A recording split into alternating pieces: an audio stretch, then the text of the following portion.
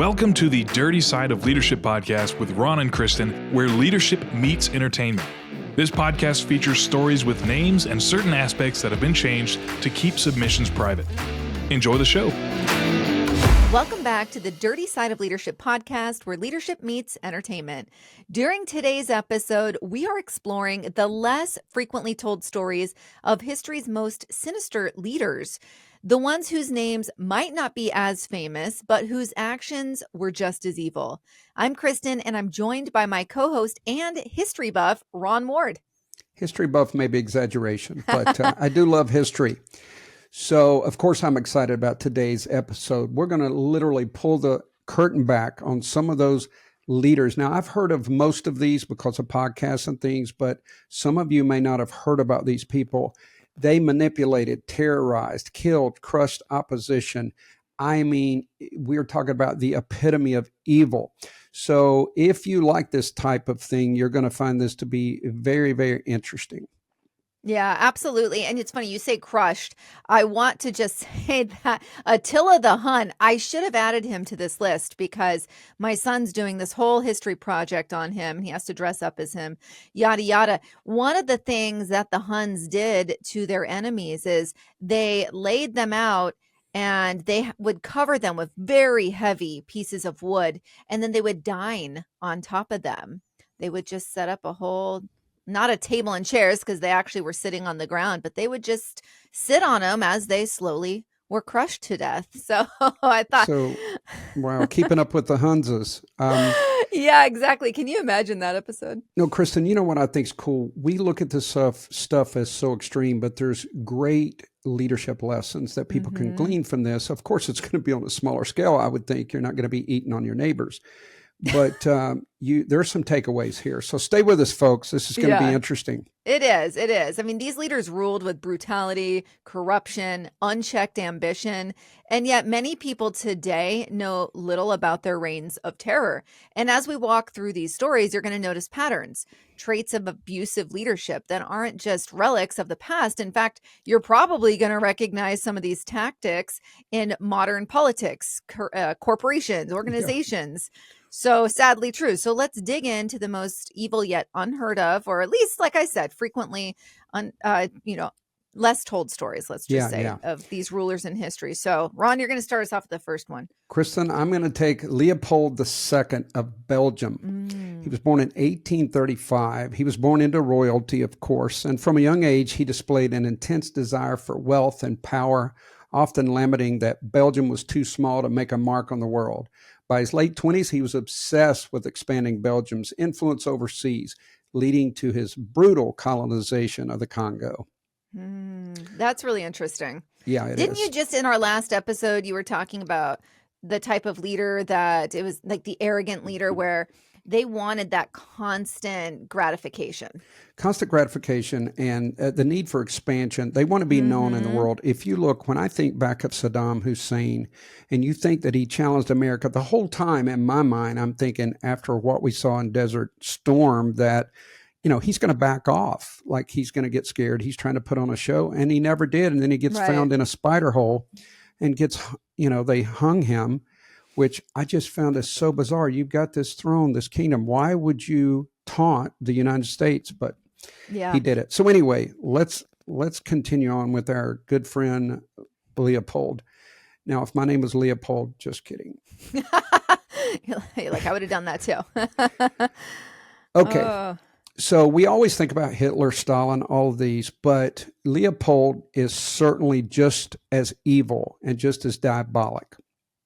Europe always seems like a peaceful place, but Leopold turned that around when he took over the Congo. He made it his personal slaughterhouse. Under his rule, over 10 million Congolese people were brutally murdered, mutilated, or worked to death, all in the name of rubber profits. Wow. And the worst part is that he convinced the world that he was a humanitarian. He claimed he was bringing civilization to Africa while secretly running a terror campaign. And it's a classic leadership tactic still used today, masquerading greed as philanthropy. And, go ahead, Ron. Chris and I have to be very vague, but I had a friend once who I was like, man, this person's so charismatic. They've got all Mm-hmm. this going for them. And then one time I was at their house and this person treated their wife like Ugh. she was hired help. I mean, it was bad. And we ended up getting in a big conflict over it. And our friendship was ended. But I couldn't believe it. Yeah, The that's show so that bad. people can do, you can't always base it on that, that front facing image. There can Yeah. be diabolical things behind the scenes. Exactly. So I pulled a few recent examples because I always like to bring things forward into present time. And in 2023, so just a few years ago, Bumblebee Foods faced a lawsuit alleging that the company knowingly profited from forced labor in its supply chain with workers who were subjected to inhumane conditions. And if you want to go fact check that, it's sfgate.com. And that's right there for you. And also, even Amazon, we all use it almost every day, I'd say, but they were implicated in labor abuses involving migrant workers in its Saudi Arabian warehouses, where workers faced really appalling conditions, contrary to the company's public commitments to worker welfare. And that's amnesty.org, if you want to look that one up too. Yeah, Kristin, I think we could call out a lot of major companies, and the hypocrisy sometimes is amazing. But I think go it's ahead. important that people do, and that's where, with that accountability, hopefully you can see change being driven through that. We have Enver Pasha. I'm going to cover. This is our second villain here. Let's say, Yeah. This is like a forgotten genocide, and Enver was born in 1881 to a middle-class Turkish family. And he was known for his ambition and nationalist fervor from a young age. So it's interesting. The last one also displayed these signs at a young age. He joined the Ottoman Military Academy and quickly rose through the ranks due to his strategic mind and a willingness to take extreme measures. And by his early 30s, he had become a central figure in the Young Turk movement and advocated for a homogenous Turkish empire, which ultimately led to the Armenian genocide. And, most people associate genocide with World War II, but decades early, Enver of the Ottoman Empire orchestrated one of the first modern genocides, and that's the Armenian genocide. I know for those who have heard of the Kardashians, which I think is everybody, or watched them, their dad was Armenian, and so they talked about this Armenian genocide, at least in the first few seasons. Now, Enver Pasha, his obsession with creating a pure empire ultimately led to the deaths of 1.5 Armenians, and it was through mass executions and death marches across the desert. A long time ago, I was with a friend, and he said the most beautiful women he was telling me places in the world, in Armenia. I remember Armenia being listed there. So this guy was going to, he was going to get a pure Kardashian-looking group. Right. Anyway, my gosh. He played on nationalism, convinces people that Armenians were the enemy. That's what's terrifying. He weaponized propaganda to turn neighbor against each other. We see that a lot of them will do that. Like if you can report your neighbors and you get, rewarded for that, your neighbors may get killed for that. But you create this lack of a trusting environment. And that happens in companies, Kristin, like you said. So a recent example, in 2023, a study revealed that global fashion brands, including H&M and Gap, were implicated in exploiting workers in Bangladesh, engaging in unfair practices that marginalize certain groups. And that is from aljazeera.com.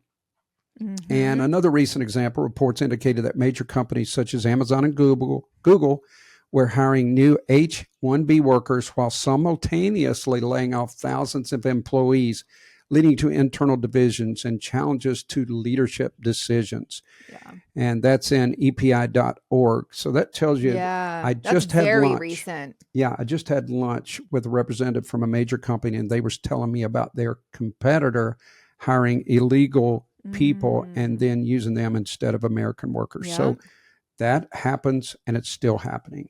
And people go, why? Well, a fraction of the cost is how much you can get them for. So Kristin, that's why. let me add one thing to this that people don't realize. Yes, fraction of the cost. They're not going to report you if you're not paying them minimum wage. But guess what else? They don't file HR complaints. True. They don't complain. they come in, put their head down and do their job because they're pretty much enslaved. So they don't have a voice. So that's what really happens behind the scenes with those things. It's a very good point to bring forward. Yeah. So you think corruption's bad today. Let's talk about Dowager Cixi. She was the Empress of China for nearly 50 years. She wasn't officially the emperor, but she controlled the Qing dynasty from behind the throne with an iron grip. Anyone who opposed her was executed or exiled. And while the empire crumbled, she lived in unimaginable luxury. They say behind every evil man is an evil woman. Right. There you go. There you have it. Oh my gosh. And get this. She diverted millions of dollars meant for China's Navy and used it to build herself a giant marble boat that didn't even float. As I was doing the research, I was like, marble boat, that's incredibly heavy. Oh, it didn't float. Okay, there you go. Meanwhile, China fell behind global powers, leaving it vulnerable to invasion. And that's what happens when a leader prioritizes personal wealth and vanity over national security. Sound familiar? Yeah. All right, so that brings me to number 4, Idi Amin, the Butcher of Uganda. And Amin was born in 1925 in British-controlled Uganda. His family was poor, and he received little formal education. However, his physical prowess and brute strength helped him rise through the ranks of the British colonial army. And by his 30s, he was known for his violent temper and ruthless tactics, characteristics that later defined his dictatorship. Yeah, and I was telling Kristin offline that I listened to a podcast. It's called Brutal Dictators, and he was one. And wow, but some of these dictators that don't have the intellect, they literally just start murdering on behalf of the leaders, and they get respect because they're so brutal. And that's him. Idi Amin was one of the most brutal leaders in modern history. As Uganda's dictator from 71 to 79, 1971 to 1979, he ordered mass executions, tortured civilians, and expelled entire ethnic groups. His regime is estimated to have been responsible for the deaths of 300 to 500,000 people. Wow. It's wild. It's wild. These numbers are massive. He maintained a facade of charm. I feel like this is something we're seeing throughout many of these stories, and played the role of a strongman leader while secretly running one of the most oppressive governments of the 20th century.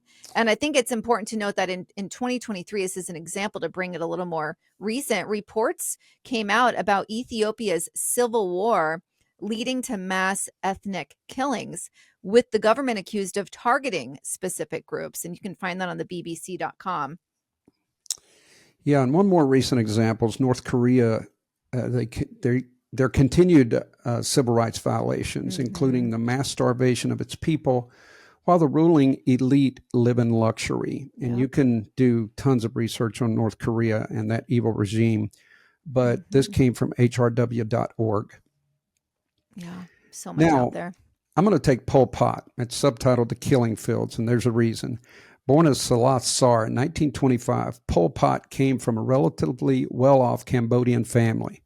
He received an education in France where he was introduced to, brace yourself, Marxist ideology. By his late 20s, he had already aligned himself with communist revolutionaries, showing early signs of his extreme ideological devotion. His radical views led him to purge anyone he deemed an enemy of his vision. Yep. And Pol Pot's Khmer Rouge regime in Cambodia was responsible for the deaths of nearly 2 million people, about 25% of the entire population. Oh my God. From 1975 to 1979. And his government forced people into labor camps, executed intellectuals, and banned modern technology. Yeah, his obsession with ideological purity led to one of the history's worst genocides, wiping out an entire generation. Now, here's a recent example. The Taliban's returned to power in Afghanistan, leading to systematic oppression and execution of dissenters. And that is another hot spot we need to keep our eyes on. That's out of Reuters.com. Mm-hmm. Another recent example is the Chinese Communist Party's ongoing suppression of Uyghur Muslims with reports of mass internment camps and forced labor. And that's from the BBC.com. Yeah, I've done a lot of research. So it's the Uyghur Muslim. So it's a funny pronunciation, Thank but you. no, it's fine. I've done so much reporting on them because they even, we hear a lot about China. China brags about having, oh my gosh, like a huge organ where they harvest organs, right? Like human organs. And they brag about this bank of organs that they have. Well, where it is, they come from the Uyghur Muslims. Wow. Yeah, it's pretty horrific. All right, let's skip down to, I'm going to go into Ferdinand Marcos, the master of corruption. Born in 1917 in the Philippines to a politically connected family, he was a highly intelligent, and he excelled in law school, but was also convicted of murder at age 23. And though he managed to overturn the ruling, I don't know how you do that, but He was a good wow, lawyer. okay, yeah, hey, did it for himself. By his 40s, he was a powerful politician who would soon declare martial law and steal billions from his people. Yeah, and he ruled the Philippines from 1965 to 1986, declaring martial law, suppressing free speech, and embezzling billions from public funds.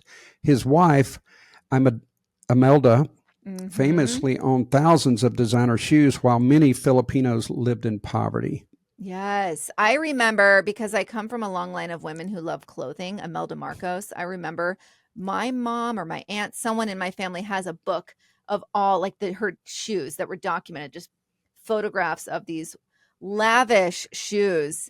Wow. And I remember thinking, wow, but I knew she had done that while the rest of the country was just in complete poverty.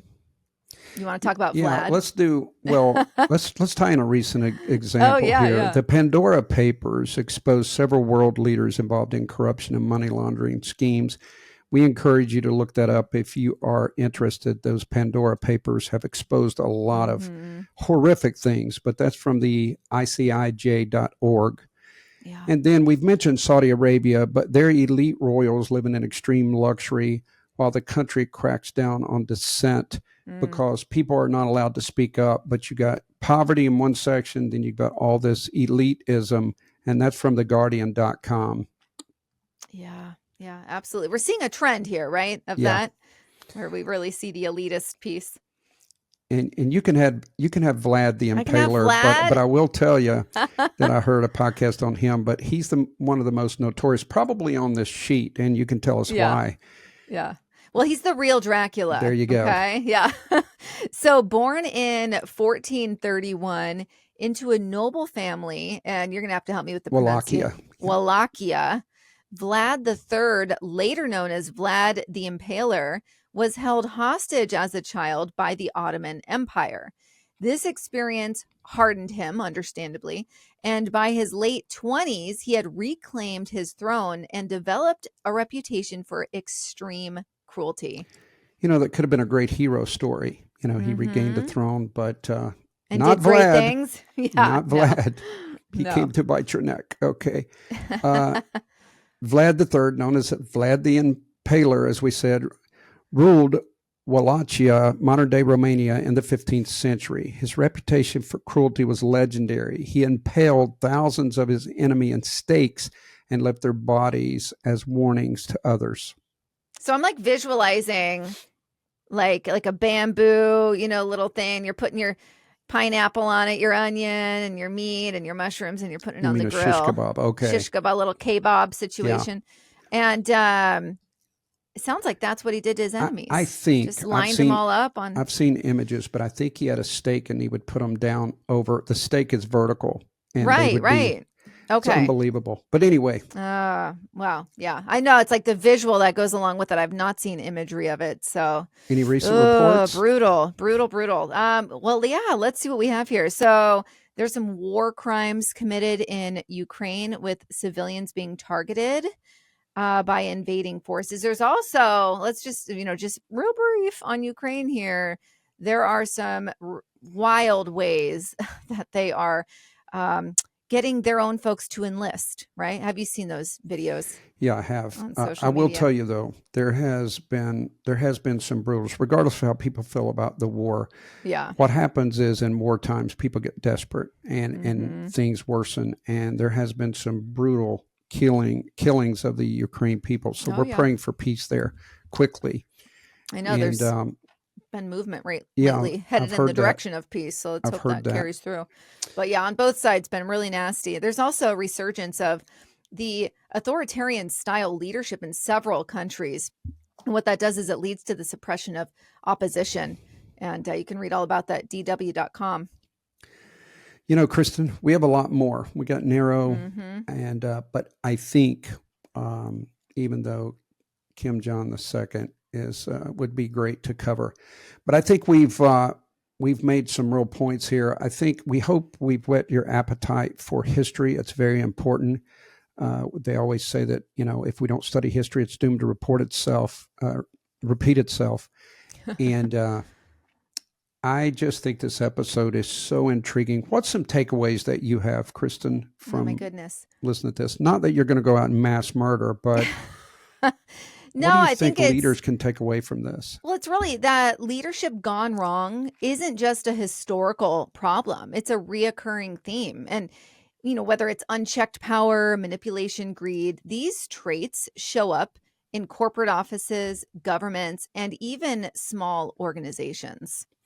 Yeah, and I think it's so interesting that, people get a cause and they will protest and do everything, and I'm sure it makes people feel good. But the major situations that we've talked about, such as slave labor and things like that, go relatively untouched or untalked about. Mm-hmm. And I just wish people would get like real major issues that people could agree upon and do a little bit of protesting on that type thing. Yeah, exactly. I mean, my dad made me aware of what Nike was doing as far as like the labor camps 30 years ago. And I haven't worn Nike in 30 years, and my kids don't wear it. My husband doesn't wear it. Right. Like, so it's like you can take a stand with, using your wallet as well.